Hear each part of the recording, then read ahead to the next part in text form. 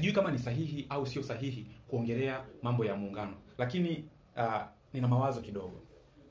Muungano wa Tanganyika na Zanzibari umekuja baada ya Tanganyika kupata uhuru na Zanzibar kufanya mapinduzi. Lakini tukirudi kabla ya wakoloni, kabla ya kuja kwa Mwingereza na kabla ya kuja kwa Mjerumani, Tanganyika ilikuwa na viongozi wake. Kulikuwa na watemi kama Mtemi Mirambo, kulikuwa na watemi kama Mkwawa, kulikuwa na watemi akina Kinjekitile Ngwale ambao walipinga sana Ujerumani kukonka eneo lote la Tanganyika.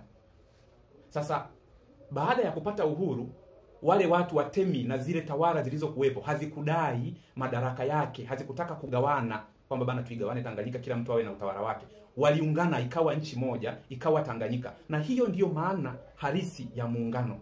Sasa tukija kuunganisha Zanzibari na Tanganyika, hatuwezi kupata vitu viwili. Kwa nini tupate vitu viwili wakati tumeunganika tayari?